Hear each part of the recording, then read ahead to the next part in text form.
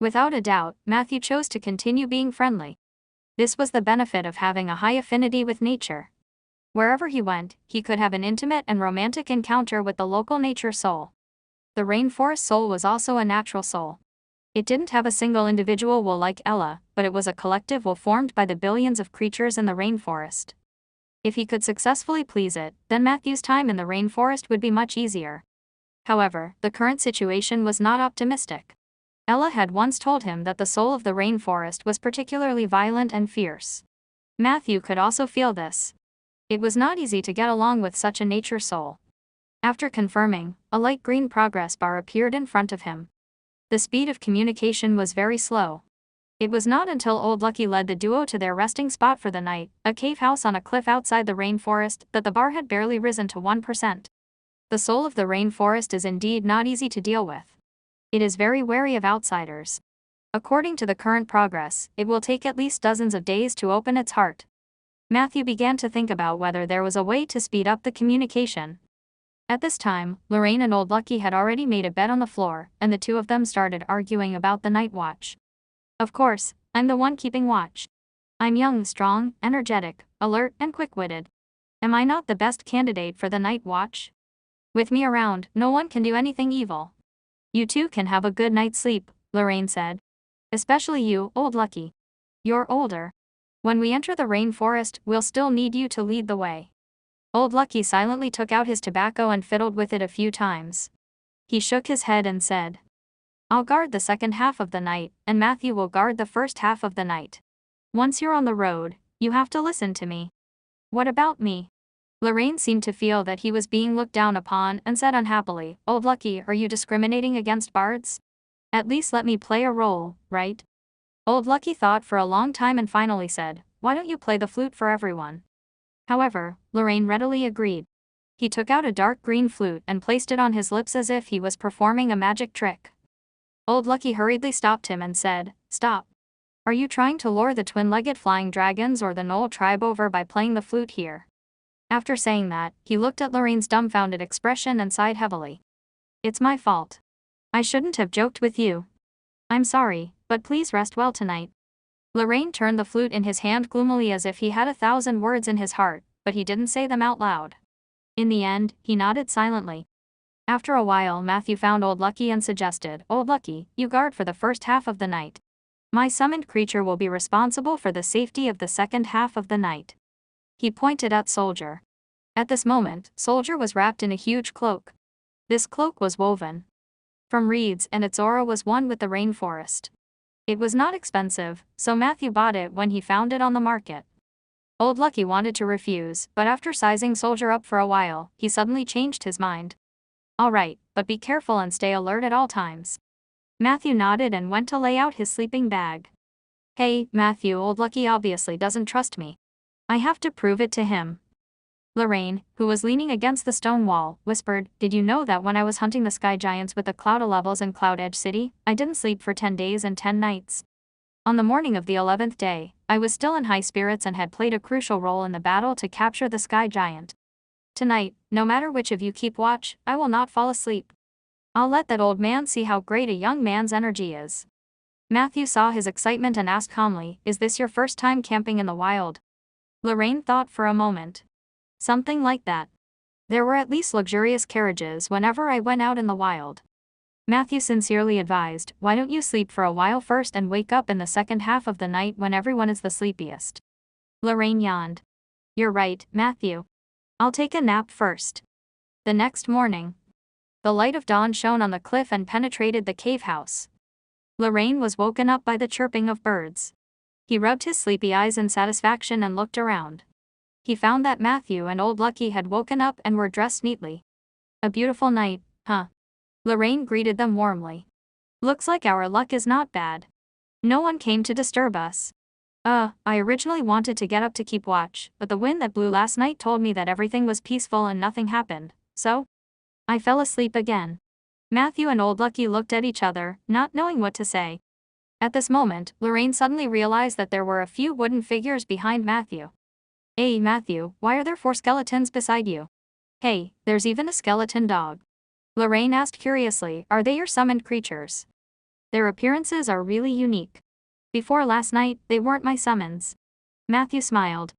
As he spoke, he glanced at the data panel. Records, your summoned creature soldier has killed 2 plague envoys, Ovio. Plague domains elements, fungus +1. Your summoned creature soldier has killed a night stalker hound. Your XP +1. Your summoned creature soldier is on a killing spree. Your communication speed with the soul of the rainforest has increased. A dozen kill records were displayed in front of Matthew. The cold words silently displayed the cruelty of last night's attack. In fact, Matthew didn't wake up much earlier than Lorraine because these enemies were all killed by Soldier near the cave house. It was not difficult to tell from the battle records that other than the first 2 plague envoys that were killed by Soldier sneak attack, and the rest were killed by the sword dancer head-on. The entire process only lasted for 3 minutes. Soldier had single-handedly wiped out an entire team of plague envoys and night stalker hounds. The most important thing was that the battle was silent. Even the most vigilant Old Lucky did not react. It was obvious how strong the sword dancer was. What surprised Matthew even more was that, after Soldier killed a wave of enemies, his communication speed with the soul of the rainforest increased by a large margin. Could it be that killing is the shortcut to earning the favor of the soul of the rainforest? Matthew secretly noted it down. At this time, Matthew was also pleased that Soldier did not let down his training. The level 15 sword dancer who had mastered the shadow domain not only attacked and killed, but his head-on combat ability was also not inferior. In most cases, Soldier was already more useful than the bone dragon. More importantly, he was cheaper. Matthew gnashed his teeth in hatred at the thought of the bone dragon. After the last war ended, Filey turned around and scammed him with 3 soul crystals, but he had not shared his ability with him yet. This couldn't go on. Matthew decided that after he advanced, he would bring Soldier and Filey to have a good talk. Matthew hadn't been doing well in terms of soul crystals recently. As one of his underlings, Filey should be able to understand the appropriate and necessary pay cut. If Filey couldn't understand, he had to help him understand. So, yesterday, the Plague King's men ambushed our camp, and I didn't know anything. At this moment, Lorraine's innocent eyes widened as he finally reacted. Old Lucky completely ignored Lorraine. He frowned for a while and then said to Matthew, "Did you provoke the Plague King? He's not a big shot, but there's a reason why he's still alive. We have to enter the rainforest as soon as possible. If you want to return to Marshwater City next time, it's best to disguise yourself and hide your aura. There's no time to lose. Let's set off." The rainforest road was muddy and not easy to walk on. This was still the outer perimeter. The group of people were wearing the straw sandals of the Django people. They walked on the dirt road that was usually used by people. Even so, their journey was hard. It showed how difficult it would get as they entered the depths of the rainforest. This was also the reason why Matthew chose to summon skeletons instead of zombies after discovering the corpses of the Plague Envoy and the Night Stalker. The skeleton was light and could keep up with the pace. If it was a zombie, it might get stuck in the mud as it walked, and it was destined to be a burden. Old Lucky was indeed an excellent guide. Along the way, he sometimes walked at the front to identify the direction and light the fonte, and sometimes ran in the hack and deal with the traces they left behind. During this time, he would also take time to introduce some common knowledge about the rainforest. Matthew and Lorraine listened very carefully. It could be seen that after the night watch incident, the bard's exaggerated temperament had been restrained a lot. He barely spoke and only nodded obediently when Old Lucky looked at him. The journey was calm. In the evening, they arrived at a Django tribe called Yucca on the outskirts of the rainforest. According to Old Lucky, the leader of the Yucca tribe had married a daughter of a noble from Marshwater City, so they were in close contact with the outside world. Among the Django tribe, the Yucca tribe was undoubtedly a moderate tribe. Even the extreme headhunter tribe regarded them as traitors. But even so, Matthew and Lorraine still didn't have the chance to enter the tribal settlement. The Djangos were very cautious. Even the moderate ones would not allow outsiders to enter for the first time. Therefore, Old Lucky was the only one who was enthusiastically brought to the settlement by a native named Wuka. Meanwhile, Matthew and Lorraine had to wait patiently under a huge banana tree outside the village. Fortunately, Old Lucky was very efficient. After a quarter of an hour, he brought a few young and middle-aged natives out of the settlement. After greeting Matthew and Lorraine, they headed east. After walking for about 2 miles, they could faintly see an open water area ahead. This was the Roding River, which ran through half of the rainforest. It was also what many Django people considered the Mother River. There was a pier by the river. Some indigenous women were fetching water and washing clothes, and a few children were playing around. When they saw the outsiders, they all looked at Matthew and Lorraine curiously. At this moment, Lorraine suddenly had an idea. He took out some glass beads and a small comb from his snakeskin pocket. His distribution method was very particular. First, he handed it to the young and middle-aged men, then approached the women and children with Old Lucky's permission. Hint: your partner Lorraine has distributed gifts to the people of the Yucca tribe. Your friendship with the Yucca tribe +1. Matthew was stunned. He did not expect himself to benefit from Lorraine's act of charity. He felt the friendly gazes of the young adults and looked at Lorraine, who quickly got along with the children. Matthew was reminded that the power of money was indeed outstanding. However, he soon noticed that when Lorraine was playing with the child, her gaze would always drift towards the indigenous woman. This gave Matthew a headache. Fortunately, Old Lucky had been chatting with the young men in the local language, and the latter did not notice Lorraine's presumptuous gaze from the beginning to the end. Finally, Old Lucky walked over and pulled away the reluctant Lorraine. They said that you looked like a good person, so they were willing to lend us a small hunting cabin for the night. I wanted to continue on the journey, but the Roding River at night is indeed not as safe as during the day. Thus, the three of them rested for another night in the riverside hut. The next morning, the young men came as promised. They came to a bush outside the hut and carried out 4 canoes of different sizes. They were placed into the river from the dock one by one. This canoe was made by the Django people by burning the hollow tree hearts. Because they used young trees, it was only wide enough for one person to sit on. Matthew and the other 2 sat on one each. The remaining one was stacked with 4 skeleton soldiers transformed from plague envoys, and a few skeleton dogs. Fortunately, the skeleton was light, and the undead would not budge without Matthew's orders. Otherwise, they would have capsized. The group bid farewell to the Yucca tribe and went down the Roding River. The first section of the Roding River was wide and had a good view. It was also a sunny day, and the scenery along the way was beautiful. This was the first time Matthew and Lorraine had experienced the rainforest from the perspective of a canoe. The latter was in a poetic mood and could not help but want to play the flute. However, not long after crossing a shallow shoal with a gentle flow of water, the river began to narrow, and a large number of white reeds appeared on both sides. The river also became turbulent. The 2 of them did not dare to be negligent. They followed Old Lucky's instructions and balanced the canoe. After that, the canoe's speed increased significantly. The scenery on both sides of the river receded quickly. Occasionally, a few Djangos could be seen among the reeds, their faces alert. But overall, the voyage was smooth. Except for one time when Lorraine accidentally flipped over the boat because he saw a Django woman bathing among the reeds. The group arrived at their destination, Gravel Beach, before nightfall. According to Old Lucky's introduction, the Roding River changed its course at this point to the east, heading all the way to the endless ocean. Naga territory was near the mouth of the sea, and even the Djangos were unwilling to go near there. They landed on the Gravel Beach, and the journey after that would become even more arduous. What was worth mentioning was, there were many alligators near the Gravel Beach. These wild beasts made people nervous, but Old Lucky told the 2 of them that it didn't matter and that they could just drag the canoe ashore. The truth was just as he said. When they got closer, a few alligators were close to Matthew's feet, but they did not attack. After they went ashore, they dragged the canoe to the bushes according to Old Lucky's instructions. Old Lucky made a few marks and told Matthew that the Yucca tribe would come and retrieve it later. Why aren't these creatures attacking us? They look hungry. Lorraine asked curiously. It's just a lesson from thousands of years. Old Lucky said lightly, the Djangos are brave and good at fighting, and the adventurers who can venture deep into the rainforest are all skilled. These alligators are blessed by the soul of the rainforest, so they are especially smart. They know that the creatures that dare to attack humans are dead, so they choose to starve rather than die. Let's go, lads. We still have a long way to go. After saying this, Old Lucky pulled out the short knife from his waist and cut off a banana leaf that was in the way. A small path leading to the depths of the rainforest could be vaguely seen after the bushes were cleared away. Matthew was about to catch up when his heart suddenly throbbed. Warning: the soul of the rainforest is dissatisfied with your cowardly actions. It believes that life blooms during murder. It is disappointed with your performance since you've entered the rainforest, but it is still attracted by your natural affinity. Therefore, it intends to give you one last chance to prove yourself.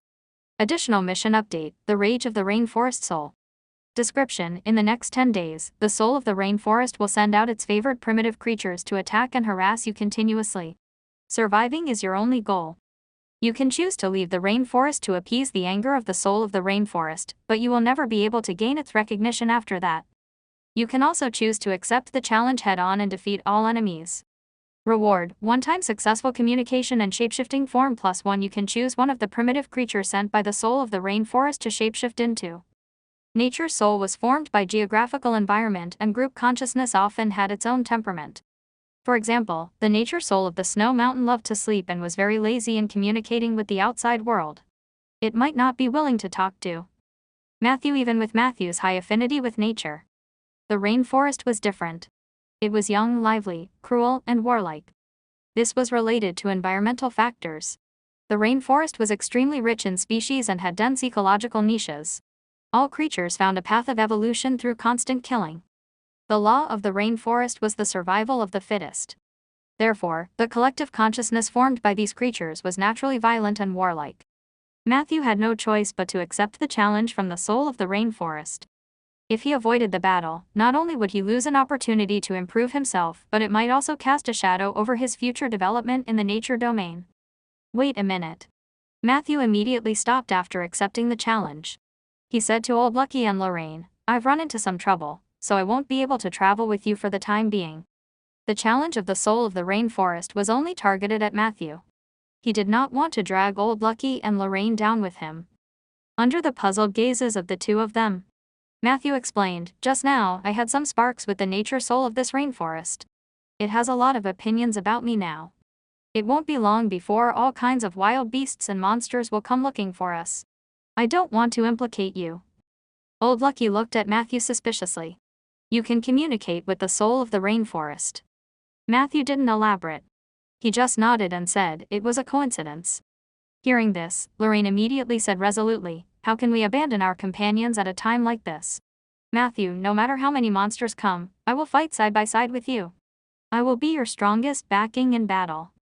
I was just worried that the journey would be dull and boring, and there would be nowhere to get materials. This is just right. Let me see what kind of monsters are in this rainforest." Unfortunately, no matter how powerful they are, they can't compare to the sky giant I captured with my own hands. Old Lucky looked deeply at Matthew. The next moment, he picked up the short knife and walked back. "I won't give up on my employer halfway. Besides, you're not familiar with this area. If we go our separate ways, your chances of winning will be greatly reduced. However, can you tell me more about the attack of the jungle monsters?" Matthew muttered, "It will last for about 10 days. During the day, they might just be ordinary harassment. Usually at midnight, the monsters will go crazy and attack." This was not Matthew's random nonsense, but rather, he had captured the information fragments that the soul of the rainforest had revealed during his communication with it. But Matthew wasn't sure if it was just a smokescreen. In short, in the next 10 days, he had to be prepared. After Old Lucky heard this, he chose another path and gestured for Matthew and the other two to follow. "The terrain here is not suitable for us to fight. I'll take you to another place. We'll go to the periphery of the bitter water swamp. The terrain there is relatively open, and the terrain is not that complicated. The only monsters in the vicinity are the black-backed gnoll and the little mite monsters. Most of them are not a concern. There are only two things to be careful of.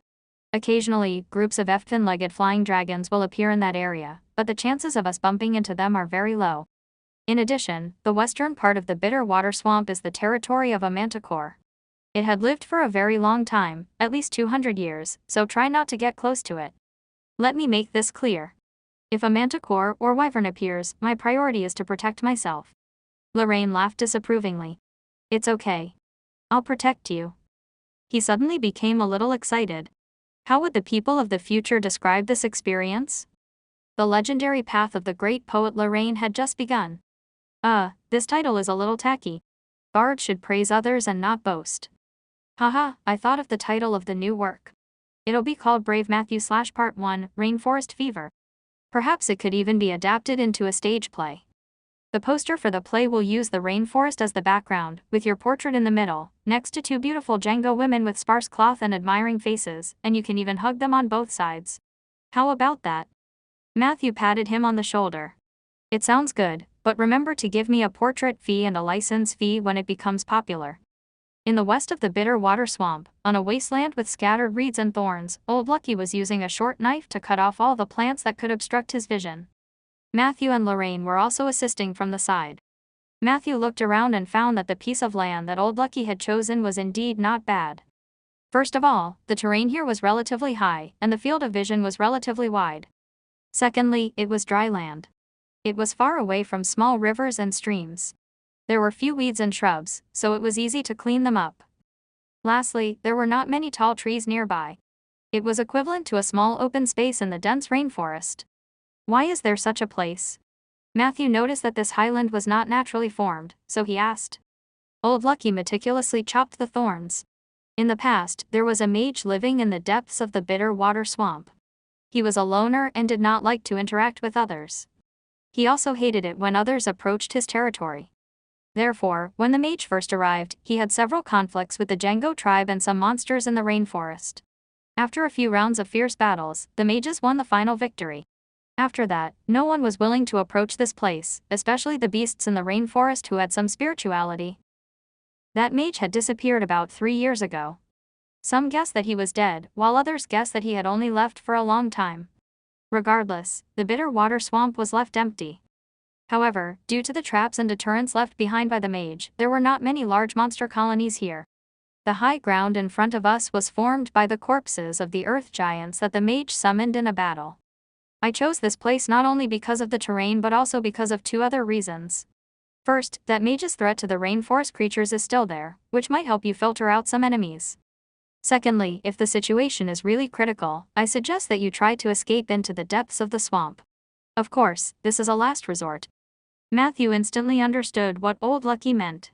So, is that mage also a necromancer? After cutting off the last of the thorns, Old Lucky threw down his short knife and took out a dry cigarette from the bag on his back. He took a few sips and then nodded. Yes, I am. The necromancer was very powerful and evil. He was once the nightmare of the Django tribe nearby. Half of his undead army was transformed from rainforest creatures, and the other half was Django. He even used the corpses of Django to make 2 abominations. However, the Django still could not do anything to him. In the few rounds of confrontation with the necromancer, they had prayed to the feathered serpent god, mobilized the forest war beasts, and even lost 5 or 6 shamans. However, in the end, they were still no match for him. If it weren't for the fact that the necromancer didn't have the ambition to expand his territory, this rainforest would have changed its name long ago. In short, I suspect that the necromancer is already close to or even stepping into the legendary realm. He left many traps and undead in the swamp. Even if you are a necromancer, you might not be able to communicate with those undead. Therefore, do not risk entering the depths of the swamp until the last moment. After listening to Old Lucky's warning, Matthew said sincerely, "Thank you." Old Lucky waved his hand. "I'm just a guide, and I can't help you much. If we really fight, I'm afraid you'll be on your own." At this moment, Lorraine interrupted, "Don't worry, I'm here. Although I don't know magic and my martial arts are average, my flute will surprise you." As he spoke, he shook the light green flute at his waist. "Then let's wait and see." Matthew smiled and continued to prepare for the upcoming battle. The sun started to set. The weary bird returns to its nest. Amidst the sparse cries. In the forest at the edge of the highlands, there were many figures with malicious intentions. "They are here," Matthew reminded in an NW voice. On the side, Old Lucky's face was filled with wariness. Lorraine was the only one who was still reading a comic book with great interest, chuckling from time to time. Until he heard Matthew's reminder. He slowly closed the book and stretched while looking around blankly. "Where?" "East.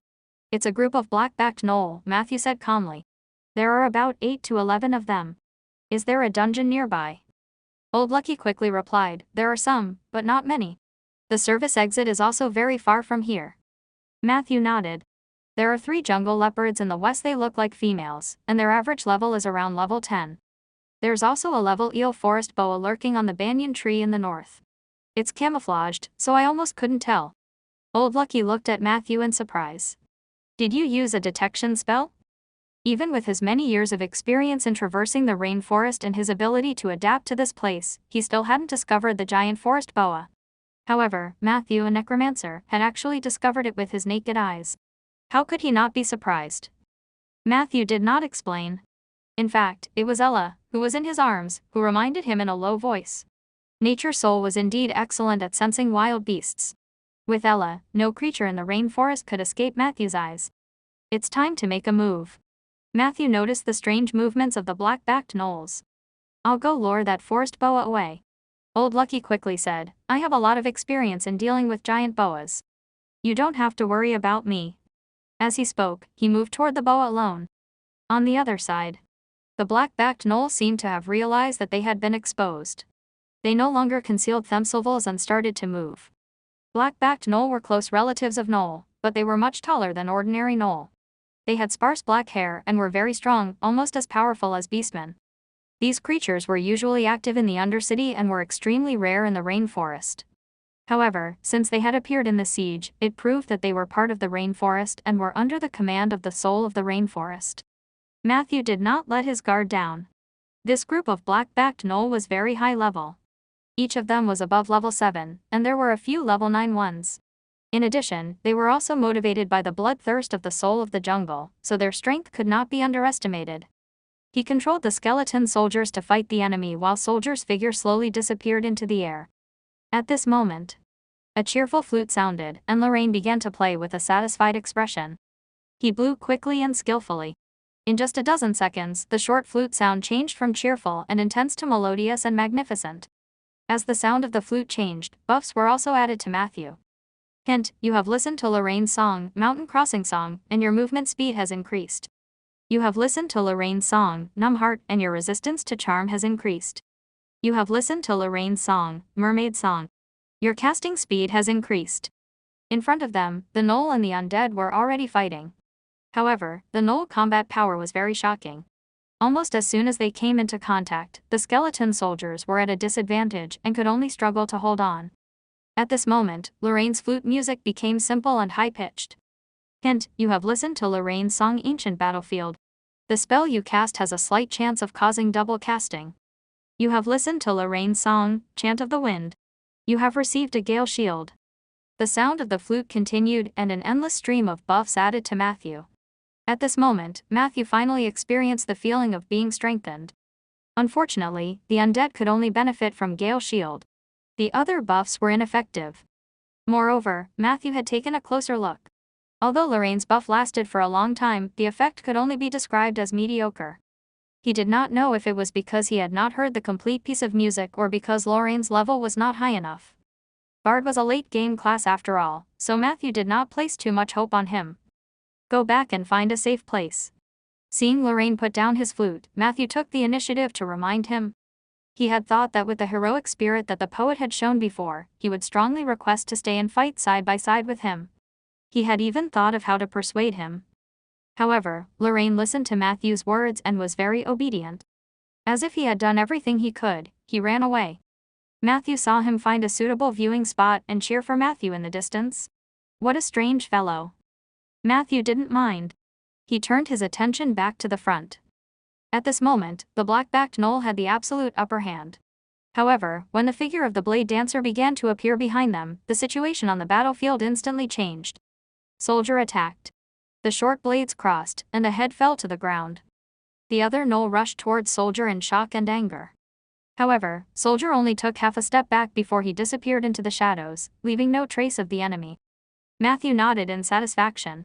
However, at the next moment, nature affinity had a change. Warning, the soul of the rainforest is very dissatisfied with your attitude of using your summoned creatures to kill the enemy. A truly strong person should be brave enough to fight for himself and not borrow the strength of others. Am I not allowed to use summoned creatures? Matthew frowned. That was fine, too.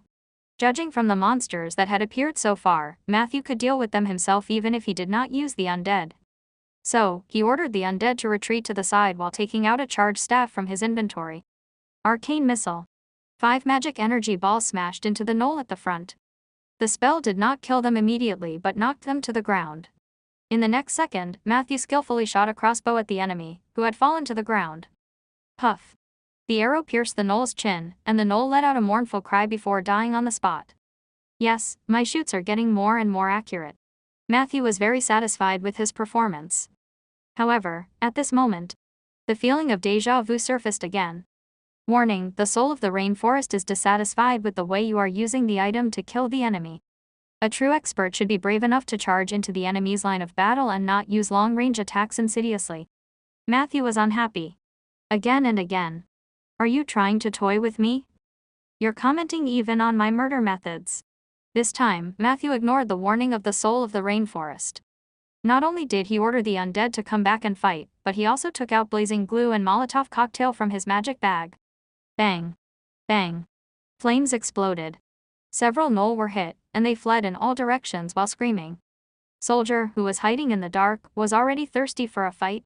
He took the initiative to appear from the shadows and began to harvest one after another.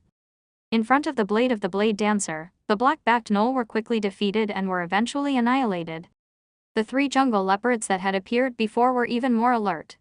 They only walked around the edge of the battlefield twice. When they realized that there was no chance, they retreated and left. A moment later, Matthew began to clean up the gnoll's corpse. At this moment, Old Lucky's figure appeared from the rainforest. Where is that giant boa? Matthew greeted from afar. He followed me for a while and then ran away. Ulu Lucky Ripnu Laukui. However, at this moment, the expression on his face changed drastically. Matthew also heard Ella's exclamation. Matthew, run. There's something wrong with the tree on the right. Before he finished speaking, the withered tree that seemed to have been lying on the ground from the beginning suddenly sprang up. The huge body of the forest boa instantly formed a huge shadow on Matthew's body. The moon was already high up in the sky, and the moonlight was bright. The giant boa pounced fiercely at Matthew, its slippery body wrapping around him, vowing to strangle him in an instant. However, the moment it pounced forward, Matthew's body began to expand unconsciously. Roar! Under the horrified gazes of the huge boa and Old Lucky, a brown bear that seemed to be emitting moonlight appeared out of thin air. Paw! The moon bear grabbed the head of the forest boa and smashed it to the ground. The gentle moonlight shone on the moon bear's body, adding a lot of attributes to it. Bang! Bang! Bang! Matthew pressed down on the giant boa's head and smashed it to death. The latter did not even have the chance to resist before its head was pierced through, and it lost its life. The enemies in the first round were relatively easy. After looking around and seeing that there were no other enemies, Matthew stopped his transformation. In the next moment, a furious voice sounded in Matthew's heart. How dare you ignore my warning? Matthew knew that this was the soul of the rainforest's will. He thought for a moment and decided to retort bluntly, you can send enemies over, but who I kill first and how I kill them is my business. The soul of the rainforest said angrily, you've angered the spirits of this forest. I won't let you walk out of here alive. Matthew's previous gentleness and modesty were also gone. He even tried his best to make his tone full of violent emotions. Up to you. I'll kill as many as you send. Send out your strongest spirits as much as you can. Let them come to me and die. Even if they don't come to me, I'll go to them and kill them. Unfortunately, you don't have a physical body, or I'll kill you too. The soul of the rainforest no longer replied. A moment later. Hint, your toughness and brutality have won the respect of the soul of the rainforest. The time you have to endure the siege of wild beasts and monsters in the rainforest has been reduced to 3 days.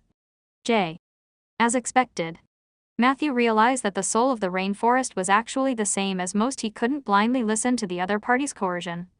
Matthew didn't expect that his clumsy and violent performance would gain the other party's respect. At this moment, he finally understood Zeller's helplessness. Under certain circumstances, it was quite difficult to be a good person.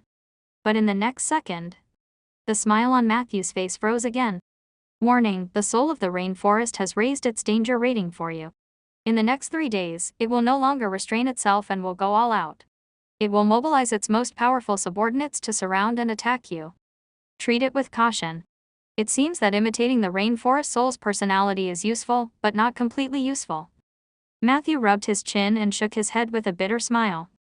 Matthew, hurry up and take a look. There seems to be something in the snake's stomach. Ella flew over and reminded him. Matthew immediately went over. He found that the huge boa's stomach was indeed bulging. At this moment, Old Lucky also came over. The two of them looked at each other, and Old Lucky raised his saber and slashed. In no time, he cut open the stomach of the giant boa. He mumbled. A humanoid object filled with a rotten stench rolled out. Matthew focused his eyes. He realized that it was a zombie. There was a shiny nameplate hanging on the zombie's neck. Matthew recognized this nameplate. This thing was once very popular in Bayan City. It was used by necromancers to classify, mark, and arrange the undead. This could reduce the mental power consumption of the necromancers when they were forming an undead army. Some of the nameplates also had some secret words that could only be deciphered by necromancers who had mastered the unique interpretation method of Bayan City. This could also be considered a reward or trap left behind by a reckless necromancer for his own kind when he was wandering alone.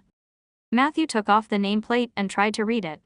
Soon, a row of dazzling words appeared in front of him. If I hadn't become a necromancer, would things have been different? Matthew frowned. The words had no context. Hilpe Yagnli revealed his regret after becoming a necromancer. However, at the same time, he was also curious about the owner of the nameplate. He might be from Bayan City, but necromancers usually don't like hot and humid weather. This will make the undead, which are already difficult to keep clean, even more difficult to deal with. Why did he come here? Matthew looked into the depths of the swamp. At this moment, Old Lucky, who had been circling around the giant forest boa, walked over. This snake came from the depths of the bitter water swamp. It must have swallowed more than one zombie along the way. Otherwise, its movements wouldn't be so slow. This is not good news. Hearing this, Lorraine, who had quietly returned to the team, interrupted. Why? Wasn't this a good thing? If this boa is the strongest thing in the depths of the swamp, doesn't it mean we'll be safe there? Old Lucky glanced at him. It could also be a fluke. Moreover, the traces it left along the way are very obvious. Perhaps something terrifying will be drawn out by it.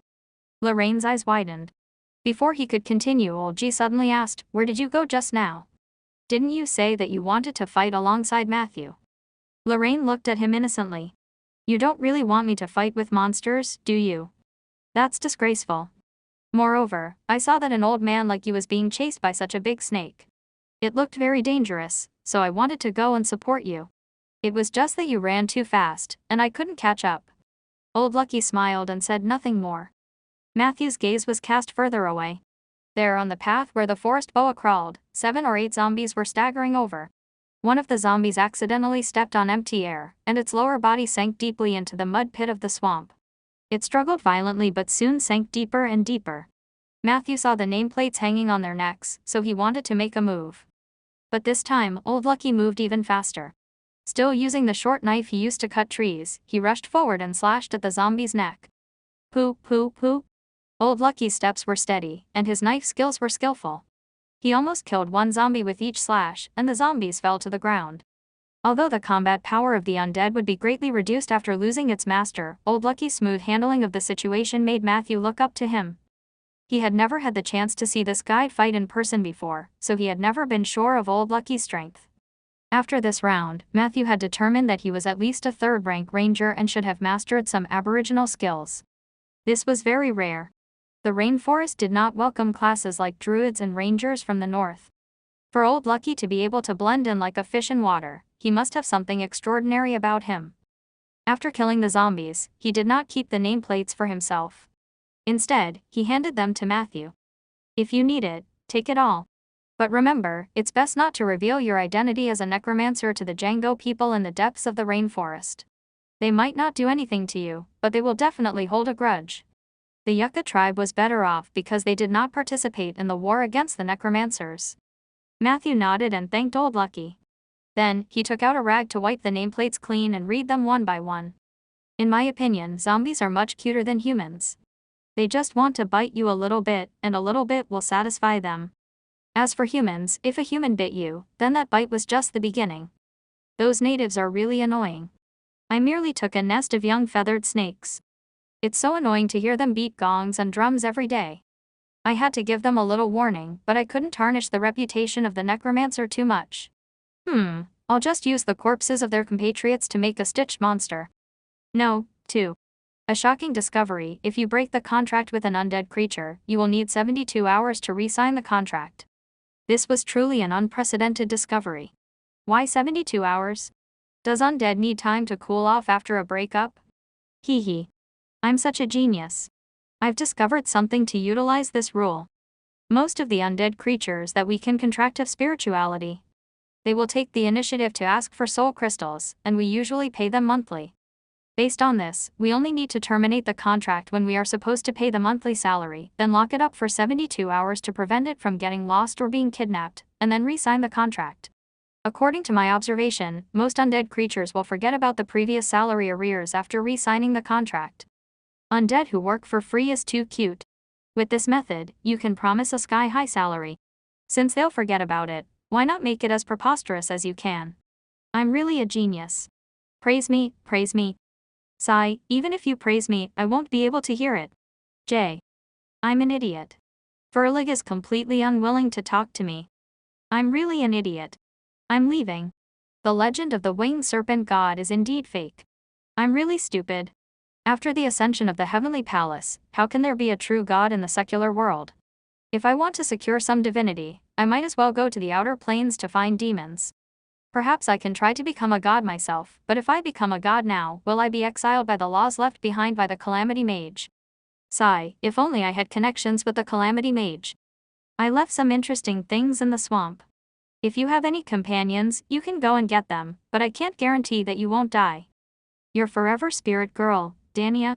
After reading it, Matthew had a curious expression. It seemed that the legendary necromancer in the depths of the swamp was a woman.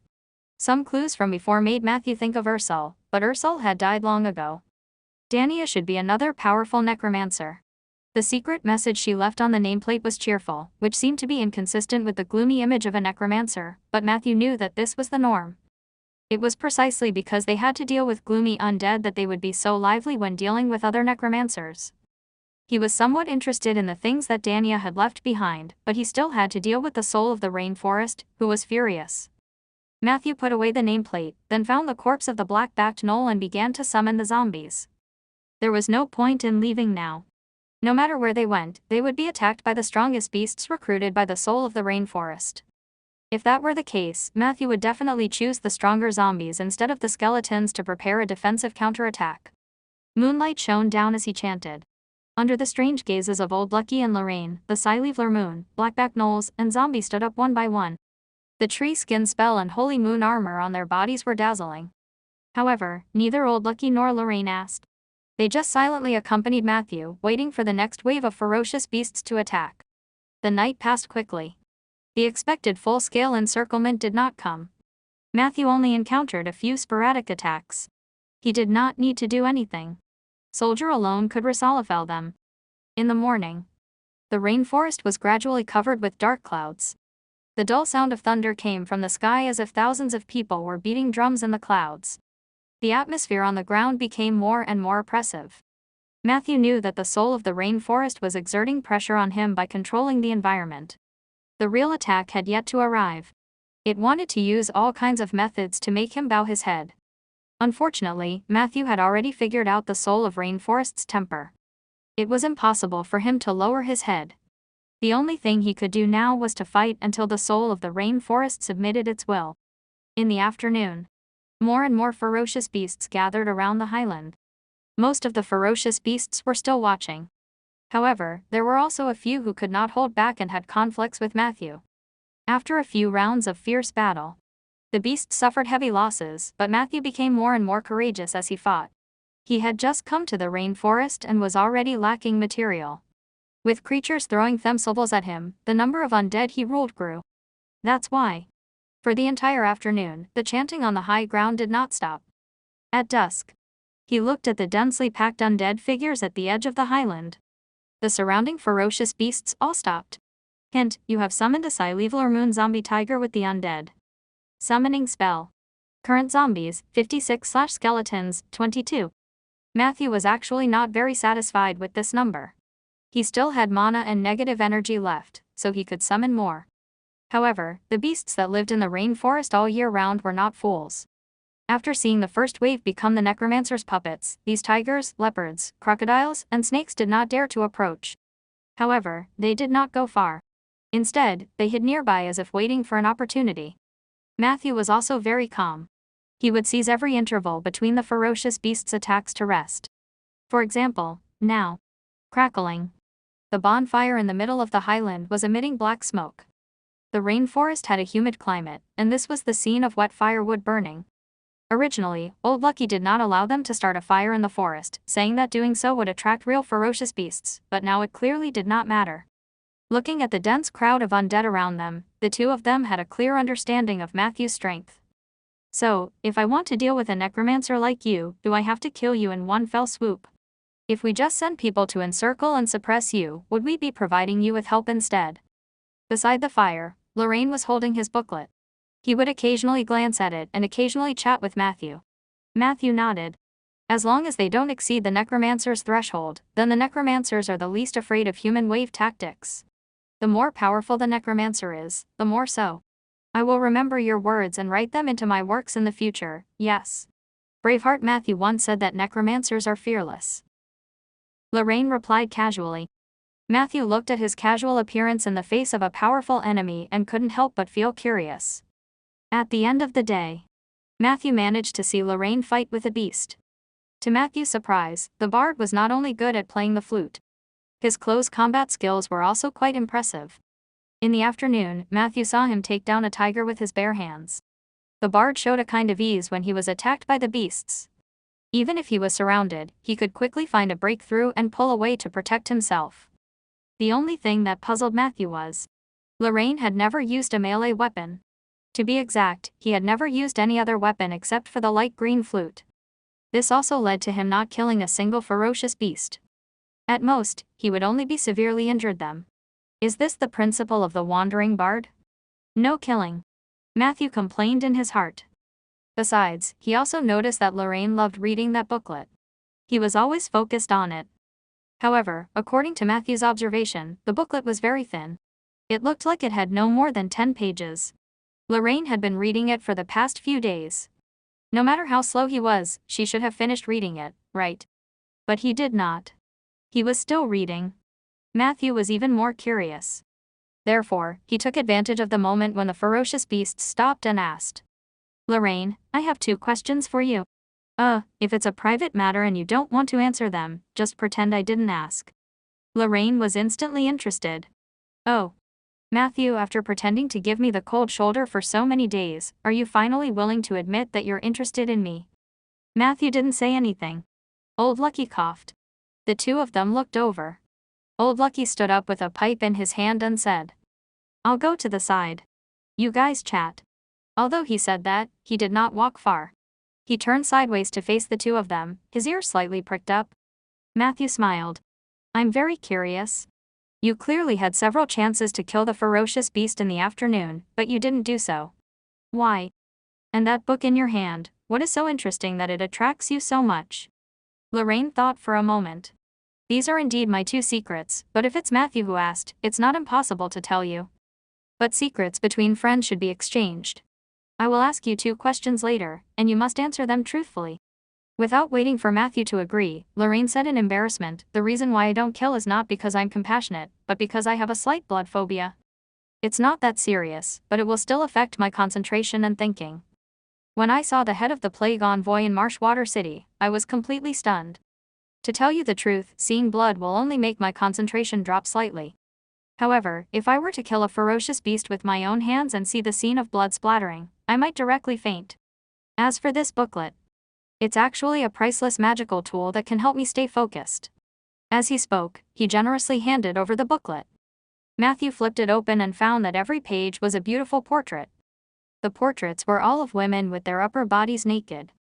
These women were either laughing or angry, and their expressions were different. They might not be very good looking, but they had one thing in common minus. They all had rather full breasts. Do you think this thing can maintain focus? Matthew couldn't believe it. However, in the next second.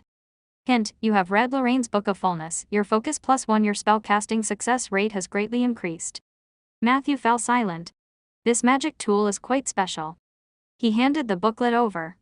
Lorraine smiled gently and asked excitedly, now, it's my turn. First question, what's the situation with that owl on your chest? Matthew replied readily, her name is Ella. She's not in good health at the moment and is recuperating. Unexpectedly, Lorraine's eyes lit up. Her. Matthew looked at him in confusion. Are you two very close? Lorraine's eyes were filled with admiration. Matthew thought for a moment. I guess so.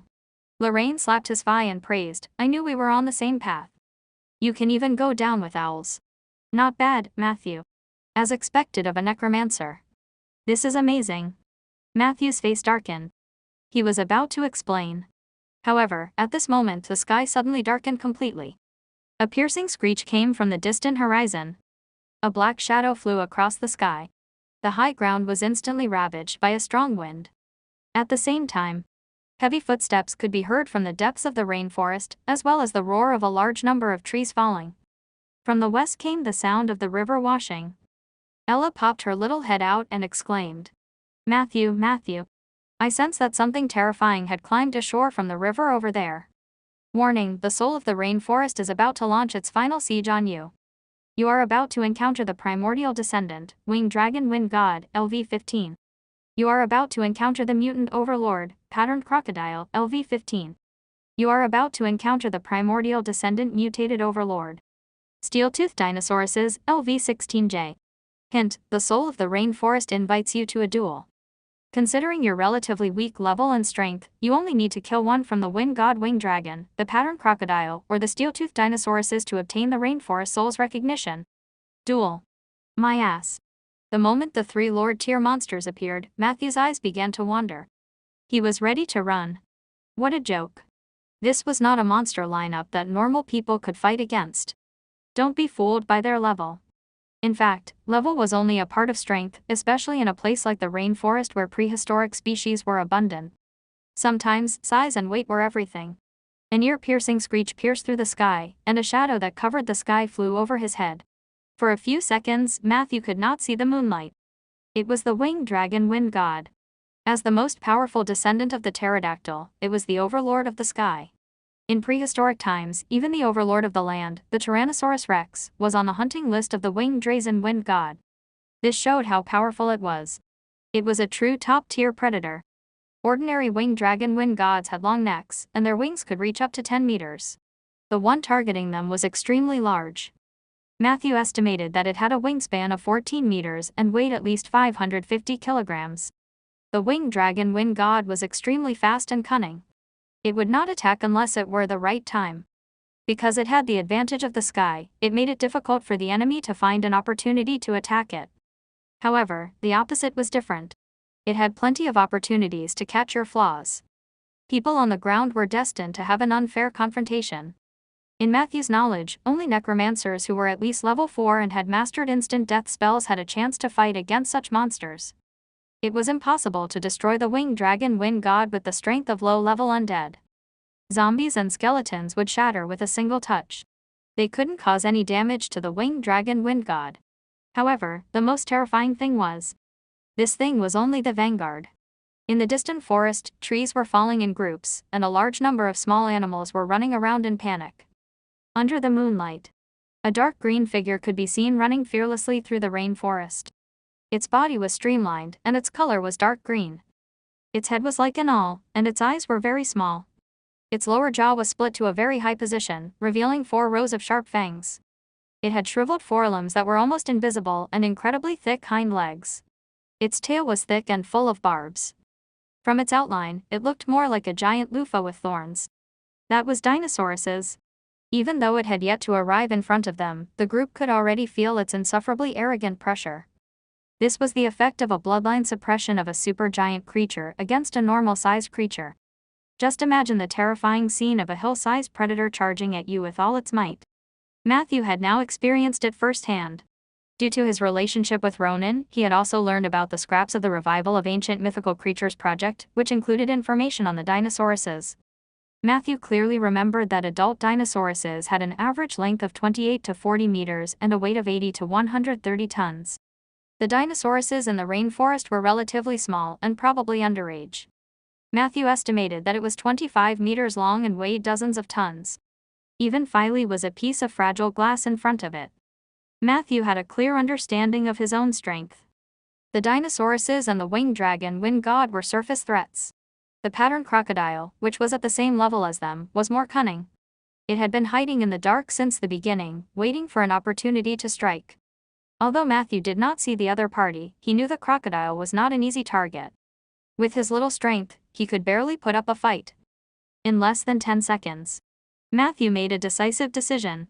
He ordered all the zombies to move towards the dinosaurus's path while he led Soldier to prepare for a tactical retreat. Old Lucky, I'm afraid we. Before Matthew could finish his sentence, he was surprised to find that Old Lucky behind him had long disappeared. He ran away. Lorraine waved the flute in his hand. What do you plan to do next? Fight the enemy bravely.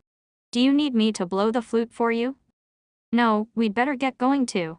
Do you have any idea how to get out of here quickly? If not, I'm afraid we'll have to head to the swamp. Matthew didn't blame Old Lucky. Instead, Lorraine didn't run away in this situation, which greatly improved his impression of him. At the same time, Matthew also realized that Lorraine should have an escape plan at any time. As expected, Lorraine slapped his ring, and a charged staff inlaid with a large sapphire appeared in his palm. Matthew's eyes were sharp. He recognized that this was not an ordinary charging staff. It was a priceless teleportation staff. Therefore, he secretly heaved a sigh of relief and silently put the forced teleportation scroll in his magic bag, which cost him more than half of his wealth, back to its original position. Are we just going to run like this? Lorraine casually raised her staff and asked, should we leave them something to commemorate this happy encounter? At this moment, the ferocious beasts from before had returned to the highlands. They were surrounded. The winged dragon wind god was hovering in the sky, exerting pressure. The patterned giant crocodile was nowhere to be seen. Dinosauruses was getting closer and closer. Come and fight. Be a man, kill or be killed. This is what a rainforest warrior should be like. The voice of the soul of the rainforest rang in Matthew's ears. You call it a duel when 3 Lord-level Tier 4 monsters attack the Tier 2 necromancer. Have some shame. Even if you are the soul of the rainforest, you can't twist the truth like this. Matthew retorted rudely.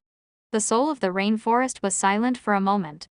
You're right, but this is part of natural selection. Good luck, necromancer. After saying this, Matthew clearly felt that something was wrong with the 3 Lord-tier monsters. If the soul of the rainforest had restrained them before, then now, they were beasts that had lost their reins and were ready to unleash their ferocity. Let's go. Matthew urged. In an instant, all the Silevlar Moon zombies that were already in position self-destructed. Roar. Dinosauruses charged forward ferociously, and in the blink of an eye, it was less than 10 meters away from the 2 of them. A foul smell accompanied by saliva assaulted their faces. From this angle, Matthew could see the swelling on the other party's tongue. At the critical moment, Lorraine raised his staff and a blue portal opened before the 2 of them. The 2 of them didn't waste any time and went in. Puff. As soon as they landed, Dinosaurus's tongue came from the portal. If Soldier hadn't followed closely behind and slashed at the tongue, Matthew and Lorraine would have been swept back by the tongue. Lorraine's face turned ashen. He quickly closed the portal and began to pant heavily. Matthew was still in shock. However, he forced himself to stand up and look around. Where is this place? Is it a random teleportation? He found that the surroundings were still the same as the rainforest, and there were many trees that had been tripped on the right side. There are 2 modes of teleportation. One of them is pseudo-random. It can bring us to a relatively safe place within a 5-kilometer radius. The other method was to specify a location, but the premise was that the location had to be visible to the naked eye. Lorraine explained slowly. Matthew nodded and reached out to Lorraine, who was lying on the ground. Thank you.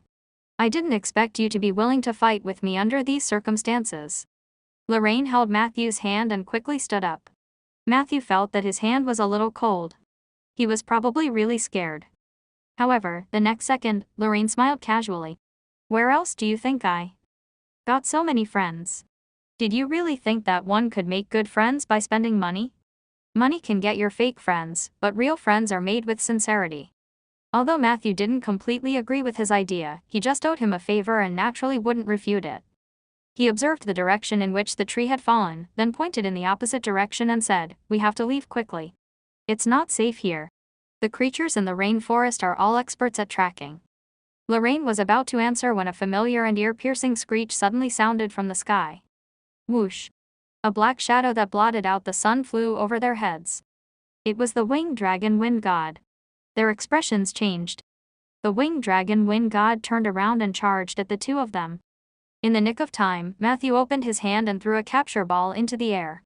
In an instant, a huge gray net formed in the air. The cost of this item was not cheap, and it was often used by mages to capture small and medium-sized pets. It was naturally impossible to capture the winged dragon wind god, but it could greatly hinder its progress. As expected, the cautious winged dragon wind god flipped over and dodged the huge net. Then, it circled in the air and wanted to do the same thing again. But at this moment, Matthew and Lorraine had already run into the depths of the forest. Whoosh! A strong wind blew, and the two of them staggered, almost falling. The winged dragon wind god was in hot pursuit. It was obviously more familiar with the rainforest. Even though Matthew and Lorraine were smart enough to start running around the trees, the latter was able to lock onto its target again after a few seconds. Seeing that he couldn't shake it off with ordinary methods, Matthew decisively took out a bottle from his magic bag and handed it to Lorraine. "Drink half and leave the other half for me." Lorraine did not suspect anything. He took the bottle and drank it. After drinking half of it, he stopped and frowned. He handed it back to Matthew. "The taste is strange, as if someone else had drunk it before." Matthew did not have time to explain and drank the last quarter of the potion in one gulp. Hint: you have consumed the advanced sprint potion. Your running speed has greatly increased. Warning: the winged dragon wind god is about to launch a new dive. Let's go. Matthew shouted and ran. This time, he ran much faster. Not only did he leave an afterimage in the open space of the rainforest, but he also almost crashed into the surrounding trees. Lorraine quickly followed. With the help of the advanced sprint potion, the two of them ran at a rare speed and finally left the winged dragon wind god behind. However, the crisis did not disappear. The winged dragon wind god always had the advantage of vision. Matthew didn't dare to delay and just urged Lorraine to run forward. But at this time, Lorraine was obviously unable to run anymore. He was sweating and panting as he complained, "Matthew, what did you do to this rainforest soul to make it so angry? Did you pee and defecate everywhere in the forest?" Matthew smiled and did not argue with him. He asked Ella to help him identify the direction and then avoided the pursuit of the winged dragon wind god and the other two Lord-tier monsters. After running for about half an hour, even Matthew was winded, let alone Lorraine. The two of them were forced to rest in a natural treehouse. However, not long after, the annoying clamor of the winged dragon wind god rang in their ears again. Fortunately, this time, the cry lasted for a few minutes before it gradually faded away. "Looks like it didn't notice us this time." Lorraine looked relieved. He collapsed on the ground like a pile of mud. "Not necessarily. The winged dragon wind god has always been cunning. It might think that it can't take us down alone, so it might as well go back and get help. In short, we can't stay here for too long. Why don't I go alone?" Matthew suggested. "I'm their target. You won't be implicated." Unexpectedly, Lorraine stood up instantly. "Don't even think about abandoning me. Matthew, I said that I would fight alongside you, so I can't give up halfway like old Lucky. I wanted to become a legendary bard. I couldn't leave behind such a failure as abandoning my companions on my glorious resume in the future." Matthew really wanted to say that it wouldn't make him look bad, but Lorraine was very determined, so he dismissed the idea. "Then let's rest for another 3 minutes," Matthew said. Lorraine fell to the ground with a thud. He leaned against the tree trunk as if he had lost focus. "I really miss 100 Flower City now. Indeed, only when I lose it do I realize how wonderful it was back then, especially Madam Cindy." Sob, sob, sob. Every time I felt sad, Cindy would always silently comfort me with her warm chest. "I'm so tired." Sigh, "Madam, I shouldn't have let you down back then." "So Mrs. Cindy was the mistress of that house?" Matthew asked curiously. Lorraine shook his head. "No, she's the mistress' younger sister." Matthew and Ella, who only had their heads sticking out, widened their eyes. 30 minutes later. Deep in the rainforest, at the edge of a small swamp. Matthew and Lorraine looked ahead with serious expressions. Over there, a group of twin-legged flying dragons were eating a few more sheep. Perhaps because she was a little tired, Ella did not sense their existence in advance. The two sides collided head-on. The twin-legged flying dragons immediately flew up in shock. Then, they circled around Matthew and Lorraine with malicious intentions. "Prepare for battle." Matthew took out his crossbow and aimed it at the twin-legged flying dragon that was suspected to be the leader. Lorraine nodded and prepared to play his flute. However, the twin-legged flying dragons had only circled around them a dozen times. Suddenly, the leader screamed and flapped his wings before leaving. He did not even look at the unfinished corpse of the stepping sheep. The other dragons flew away one after another. Matthew and Lorraine looked at each other, and both of them could tell that something was wrong from each other's eyes. They immediately wanted to go around the swamp and continue forward. However, not long after, a sound that shook the earth and mountains came from behind. The trees were toppling, and the earth was shaking. There was a huge creature rushing over. Dinosauruses. Matthew pulled Lorraine and continued to escape. They avoided the swamp, but the Dinosauruses was getting closer and closer. The suffocating pressure once again surged into their hearts. At the same time, Ella reminded him, the patterned gigantic crocodile is approaching. I can't sense its location, but I can smell its ferocious scent. It's near us. At the moment of crisis, Matthew's eyes searched the surroundings.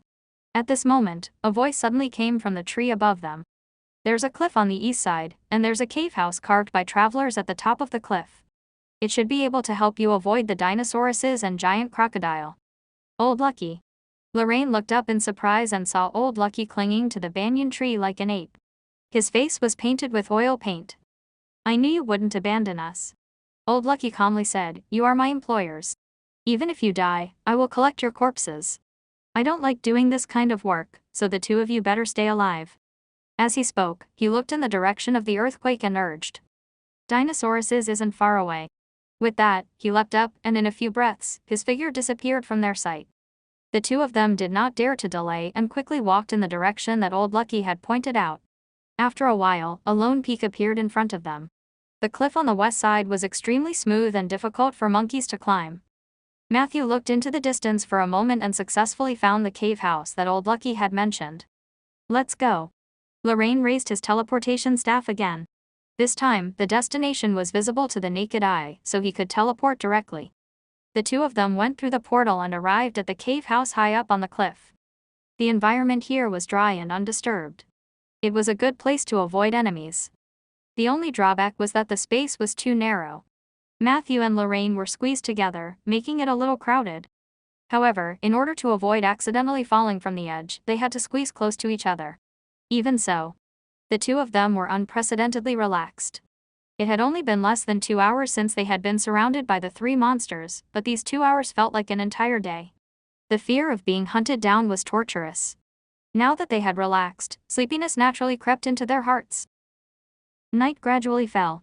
The roars of Dinosauruses came from the bottom of the cliff. Rumble. It seemed to be doing something to the mountain root. The entire cliff began to shake slightly, scaring the two who had almost fallen asleep. Outside the cave, a faint moonlight shone in. Matthew, who felt uncomfortable, changed his position. As a result, he was face to face with Lorraine, and their foreheads were almost touching. Oh, Matthew, are you sure you want to sleep like this? Let me warn you in advance that anyone who sleeps with me for a night will fall in love with me without exception. Lorraine blinked and said in a showy manner. Matthew was expressionless and silent. After a while, Lorraine couldn't help but pull up his collar. I'm a little hot. Why don't I? His words were mercilessly interrupted by Matthew.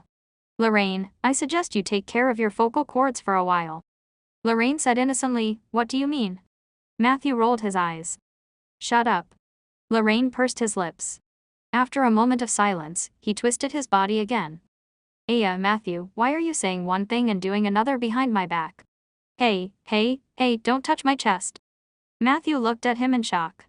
What are you talking about? At this moment, Miss All stuck her head out and whispered, sorry, it's me. I didn't know that was your chest. I thought it was Matthew's. Lorraine shrugged. It looks like I'm the third wheel. He was about to turn around, but he hesitated for a while and didn't dare to. Ella whispered to Matthew, Matthew, the moon is out. I can take you to the moonlight woodlands to seek the help of the goddess. Matthew shook his head firmly. I know you mean well, but there's no need for that for now. He couldn't ask Garcia for help at this time. The foundation of the cooperation between the two sides had always been that the goddess was weak. If Matthew took the initiative to ask her for help, the balance of the cooperation would be different. Although the current situation was a little difficult, Matthew did not feel that he had reached a dead end. When he was squeezed together with Lorraine, he was constantly thinking about how to deal with the enemy. The Dinosauruses definitely couldn't be killed. Its HP was unbelievably thick. Even a legendary mage would take a long time to grind it down with an instant death spell. After all, the Dinosaurus' physique was too shocking, and their exuberant HP meant that they had extremely strong immunity against instant death. I need to reach rank 4 first. Then, I'll come back. Matthew silently blacklisted dinosauruses. The same was true for the pattern crocodile. Matthew had never even seen it before, and he did not know what its abilities were. The chances of winning were not high. Among the 3 Lord-tier monsters, Matthew could only deal with one. In his thoughts, the sound of rapid flight came from the sky outside the cave. It's the winged dragon wind god. It can't stand the loneliness and wants to attack at night. Lorraine tensed up. It's fine. It came just in time. Matthew's eyes were filled with killing intent. Do you have any plans? Lorraine asked. Matthew shook his head. It's not that fancy. It's just a small plan. The law of the rainforest is natural selection. However, he added, but I might need your help later. As he spoke, he handed the cough magic staff to Lorraine. After telling him how to use the staff, he shared his little plan. Along the way, Lorraine had won Matthew's trust. If Lorraine was not trustworthy, Matthew felt that there was no one in the world that he could trust. I understand. Lorraine nodded solemnly. He took out the booklet without hesitation and handed it to Matthew. Take it and come back alive. Matthew looked at Lorraine in surprise. The latter's eyes were open as he gestured for Matthew to bring the book with him. Matthew did as he was told. Hint, you have equipped the strange item Book of Fullness, your focus +3. Continue reading the Book of Fullness, and you will gain more focus. At the edge of the cave house, Matthew's mind was unprecedentedly calm. He could hear the sound of airflow fluctuations. He knew that the winged dragon wind god was nearby. It was very cunning and would not take the initiative to attack, but Matthew's next choice would make it lose the right to choose. Because it was the guardian of the soul of the rainforest, it could be cunning, but it could not lose the courage to seize the opportunity. And Matthew was going to give it such a great opportunity. In the next moment, he transformed into a raven and flew out gently.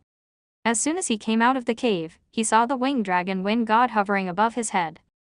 Matthew flapped his wings and flew away. The latter was also stunned when it saw Raven. It did smell like a conspiracy, but the soul of the rainforest's ruthless nature did not allow it to hesitate.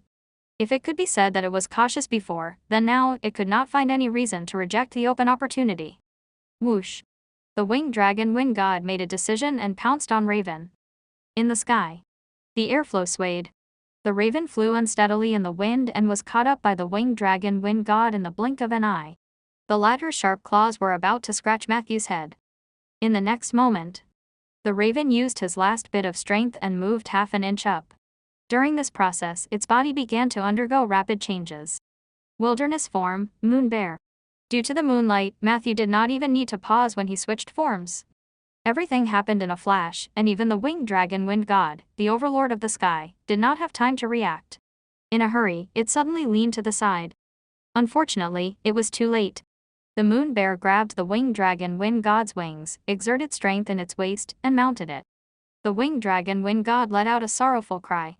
It flapped its wings with all its might, and its natural ability to cast spells began to show. With the help of the airflow, it managed to maintain its balance and soar downward at a relatively low speed. At the critical moment, Lorraine's help finally arrived. He stood at the edge of the cliff and aimed his staff at the whining winged dragon wind god. Puff! A gray light shot out and accurately hit the winged dragon. The latter began to cough violently. This time, it could no longer maintain its balance and fell down together with the moon bear. Matthew took advantage of the situation. He frantically slapped the back of the dragon with his bare paw. In the next moment, he seized the opportunity to twist the dragon's slender neck. The chaotic melee in the sky made it impossible for him to distinguish his direction. He could only rely on the wild instinct in his bones to use all his strength to twist. Catcha! Matthew vaguely heard such a voice. The ground was getting closer and closer. The surrounding scenery became more and more dazzling. His heart began to beat faster, and he could only react instinctively. At the critical moment, a gentle female voice sounded in his ear, "Fly." For some reason, Matthew instinctively followed the other party's reminder and turned into a raven. He flapped his wings and barely maintained his balance when he was less than 20 meters from the ground. The winged dragon wind god wasn't so lucky. The weight it was bearing was even greater, and it fell to the ground with its face plastered. Rumble. Several trees were smashed into pieces by the dragon. In the end, the dragon hung on a tree stump, dying. Matthew folded his wings and transformed into a human. There were abnormal movements on both sides of the rainforest. On the left, the Dinosauruses was still running over. A giant crocodile's head silently emerged from the river on the right. Hiss. The winged dragon wind god used its last bit of strength to pounce at Matthew. However, Matthew's reaction was faster. He instantly transformed into a moon bear and slapped the winged dragon's head, shattering it into pieces. In order to prevent the dragon from attacking, Matthew grabbed its neck and beat its head and body crazily. A few minutes later. Only then did this brutal massacre come to an end. At this moment. It was only then that Matthew realized that the Dinosauruses had stopped in its tracks. The giant crocodile in the river had also disappeared without a trace. Hint, you have single-handedly killed the winged dragon wind god.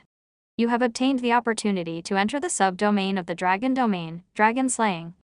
Dragon Slayer, Pterodactyl, your legend rating +1 Pterodactyl. You have obtained territory ability, Dragon Slayer Hero, your resistance to dragon's might has been significantly increased.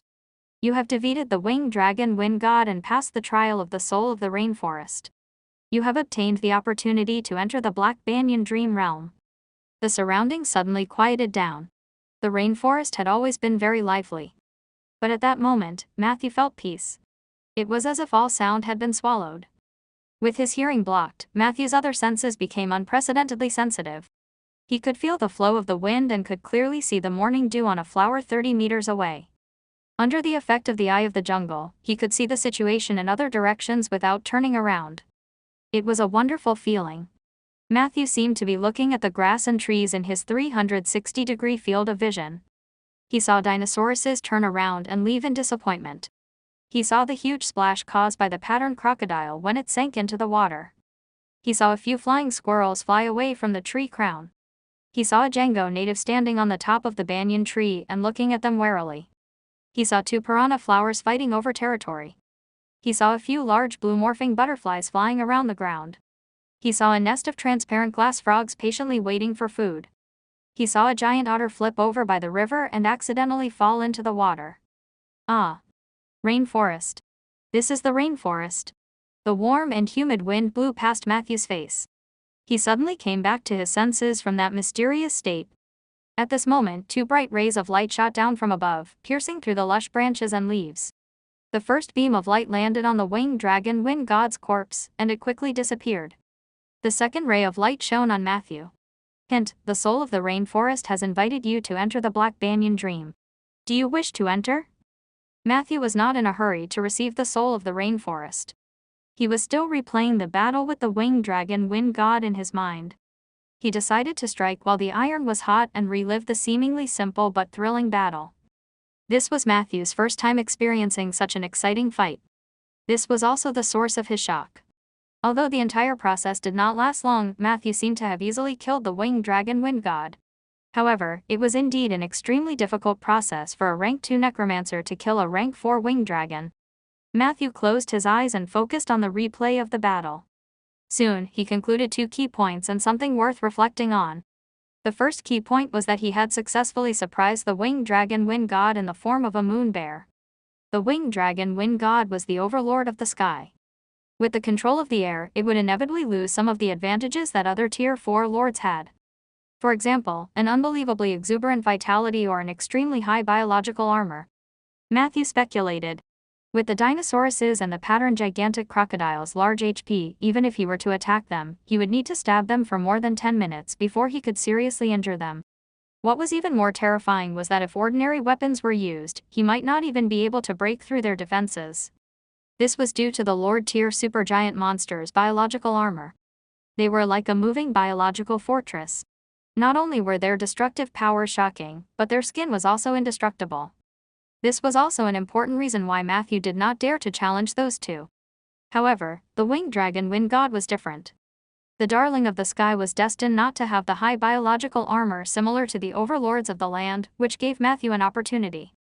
Back when they were fighting in the sky, Matthew discovered that his moon bear transformation could break through the pterosaur's biological armor. The moon bear's level was LV. The winged dragon wind god was quite fragile. This was probably the reason why it was so cautious. Once it lost control of the air, the winged dragon wind god was no different from an ordinary Tier 3 monster. Nature was fair. It wouldn't make you strong in all aspects. All in all, when the moon bear rode on the winged dragon's back, the outcome of the battle was already decided. The moon bear weighed 880 kilograms, while the winged dragon wind god only weighed about 550 kilograms. Even if the moon bear did not have the natural ability to control the airflow, the winged dragon wind god would definitely be at a disadvantage in terms of size and weight.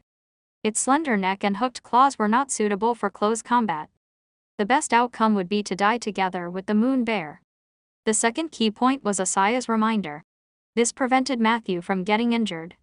With the moon bear's strong physique, while it was impossible for him to die if he fell down with the winged dragon, he could still be severely injured. The damage received in the shapeshifting form would also be reflected back to the main body to a certain extent. The goddess of moonlight's actions were undoubtedly kind. I owe you a small favor. Although he was still wary of the goddess of moonlight, Matthew was still very particular. He would remember this favor and repay it when the time was right. Moreover, strictly speaking, Matthew was able to climb onto the back of the pterosaur in the form of a moon bear because of the blessing of the goddess. The shapeshifting without casting was too powerful. Joining the Moonlight Society is still worth it. Matthew concluded with satisfaction. As for the point worth reflecting on, it wasn't about Matthew himself, but his enemy, the winged dragon wind god. Matthew used the enemy as a warning and learned from its mistake. If it had been a little calmer back then and tested the waters a little more, the outcome might have been different. Of course, this was also the fault of the rainforest soul. If it didn't egg the dragon on, I wouldn't have been able to kill it so smoothly. The tragic end of the winged dragon wind god was a lesson for Matthew. Like and subscribe.